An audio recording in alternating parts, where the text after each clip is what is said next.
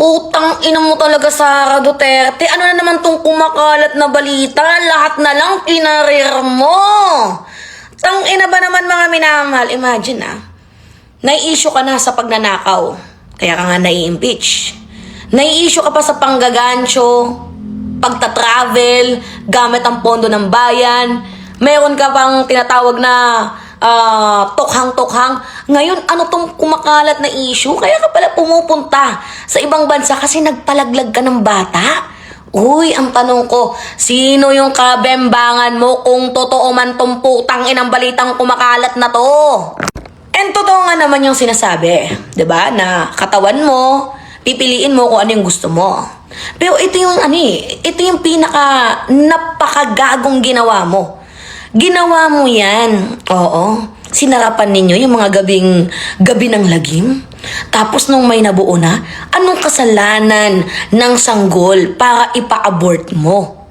Tingnan nyo naman yan, Kung totoo man. Kung totoo. Kaya ka mayat-maya pumupunta ng ibang bansa kasi nagpalaglag ka. Eto, gusto namin tong malaman. Totoo ba tong kumakalat na balitang to? Kasi ako, ayoko manira. Hindi ka naman sumasagot sa impeachment. Meaning, totoo ba yon? Silent means yes? Ngayon, gusto naming marinig dito. Totoo ba na nagpalaglag ka ng bata, Sara Duterte?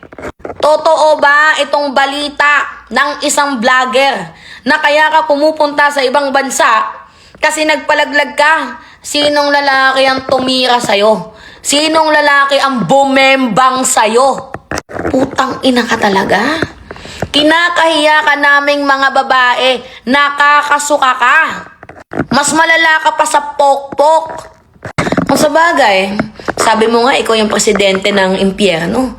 Talaga nga namang pinanindigan mo. Well, see you. Yun lang.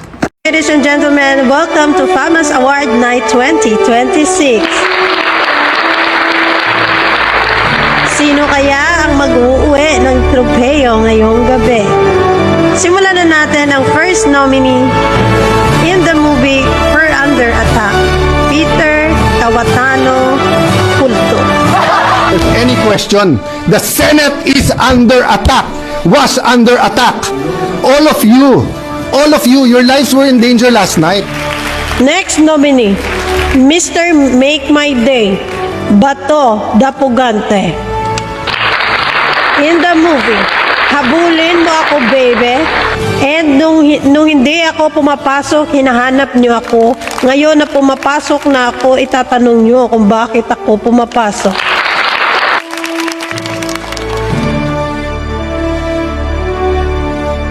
Kung hindi ko mapasok, hinahanap niyo ako.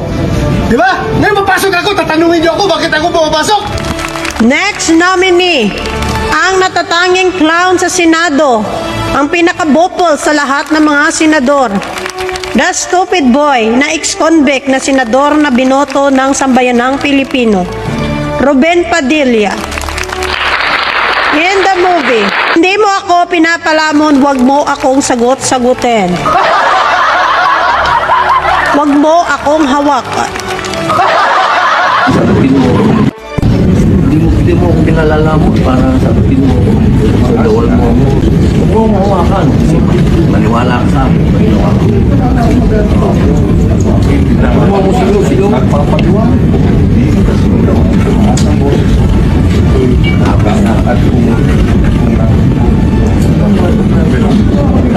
Hindi kita tinakot. Ako ba ang natakot? Ako nagtakot sa'yo. Ikaw nga naninigaw. Ikaw ang naninigaw, ako nanakot. Hindi ako sumisigaw, tumaas ang boses. Humihingi ako ng Kung kita mo, iba meaning sa'yo ng sigaw at tumaas ang boses. Oo, okay ba yun?